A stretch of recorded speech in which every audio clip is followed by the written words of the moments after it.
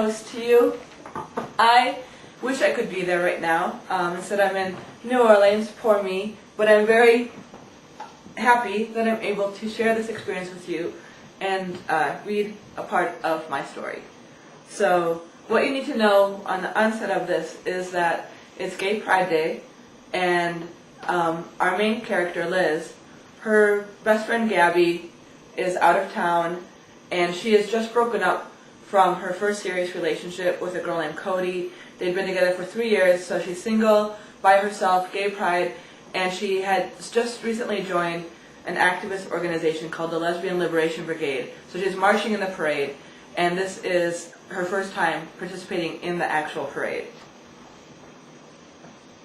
It never rained on Gay Pride Day. That's how the story goes. But I still eyed the low-hanging storm clouds dubiously as I wove my way south on Halsted Street. On either side of me, parade floats line the boulevard. Their competing sound systems of thump-thump disco beats rattled the windows of the gray and brownstone storefronts, which were decked out with rainbow flags and grandstand buntings. The whole thing had a kind of a state fair feeling, if the state you lived in was Euphoria. It was 10 a.m., and I was looking for the Lesbian Liberation Brigade. I walked through the muffler-rumbling dykes on bikes, and I passed by the parents and friends of lesbians and gays.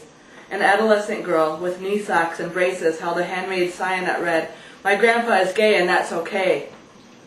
A group of muscle-bound men in leather harnesses crossed paths with another group sporting nothing but pink Speedos. C.T. Penniston's song, "We Got a Love Thing," mingled with C&C Music Factory's Pride, A Deeper Love, and Right Said Fred's "I'm Too Sexy for My Shirt." I should mention this story takes place in 1992.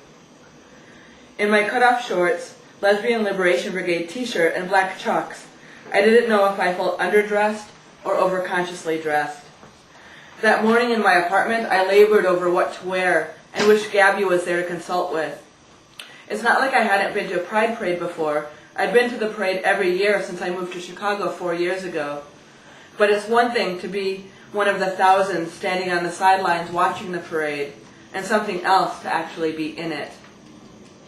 The fact that I didn't have any idea what to expect of the day added to my conundrum about how to dress. In the past, Cody and I had hung out in front of the Cove with Gabi and whatever girl she was dating at the time. A typical Pride Day included watching the parade, getting drunk, peeing behind a parked car, eating some crappy food, and then going home and passing out. Yay, gays! I felt a little adrift this year, without Gabi around to tell me what to do, but at the same time, her absence felt strangely liberating, because without her calling the shots, anything could happen. Back in Halsted Street, I must have looked lost, because out of nowhere, a 7-foot-tall drag queen with a Marie Antoinette wig and dress and a powdered face appeared next to me and put her muscular, hairy arm around me. "Hey, baby," she cooed. "Are you lost? Because you're not in Kansas anymore." "Have you seen the Lesbian Liberation Brigade group?" I asked her. She wrinkled her brow. "Lesbian what? I don't think so, honey. Just keep walking till you smell the tuna." Well, Liz finds her group, and the parade is underway when we pick up. The parade route was about 1.5 miles long, first heading north on Halsted Street, then south on Broadway, and it moved at a turtle's pace. The sun beat down on us. One of the girls behind me handed me a Coke bottle filled with neon green liquid, and I took a swig of it, realizing as I did so it was some kind of booze. "Lime vodka," she said, laughing as I spit it out on the street. Warm lime vodka. Every time I felt like I was starting to lose stamina, cheers and excitement from the sidelines would perk me back up. All I had to do was look around at all the grinning faces hootering and hollering for me, for us. I'd shake my sign in the air and spectators would cheer. Wave at the crowds with wide sweeps of my arms. Whole groups of men and women sitting on the rooftops waved back. "Lesbians are awesome," I'd scream at the top of my lungs, and I'd never meant it more in my life. Like I said before, I wasn't ashamed to be a lesbian or anything, but I never really got what there was to be proud of. You're proud of accomplishments and stuff like that, like winning a race or getting an A, but being a lesbian or gay or whatever wasn't like something you achieved, it's just what you were. It's like saying, I'm proud to be left-handed, or I'm proud to be a brunette. But suddenly something clicked for me. I thought about all of the people I'd seen that morning, the queer kids, the old people, the ex-nuns, the veterans, the guy with the Kaposi sarcoma lesions on his chest and back.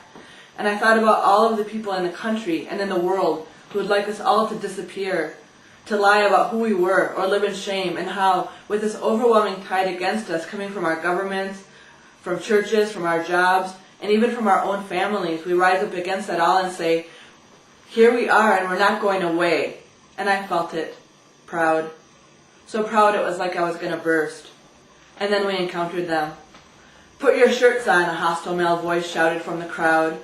Bitches, another man yelled. Go home and shave. On either side of me, Sam and Paola both seemed to tense up. Their energy shifted. The whole Lesbian Liberation Brigade fell silent. Fucking dykes! The hate-filled bellow penetrated me to my core. I zeroed in on where the yelling was coming from. There was a group of red-faced men clustered together on the right, mostly topless, sunburned red shoulders, jeering grins slashed across their faces. Go make me a sandwich, one of them screamed. They wore feather boas and yards of rainbow beads around their necks. Who are those guys? I whispered to Sam. Are they straight? Sam snorted. Straight? Hardly. The one in the middle is a bartender at the Man Zone. I let this sink in. The crowd around the men had hushed, waiting with palpable discomfort to see what was going to happen. Then, after a moment where the earth seemed to stand still, despite the streamers, the shuffling of the crowds, and the chaotic beats of competing dance songs pounding out of the floats, a lone, unseen woman's voice rose above the din. Woo-hoo! Lesbians are awesome! Go, lesbians, go! Others in the crowd picked up the call, yelling, Hooray for lesbians! Lesbians are awesome! Lesbians are awesome, I chanted out louder than ever. Lesbians taste great! And all of the rest of the Lesbian Liberation Brigade was doing the same, waving our signs in the air, shouting, waving, blowing kisses, and moving forward. Thank you.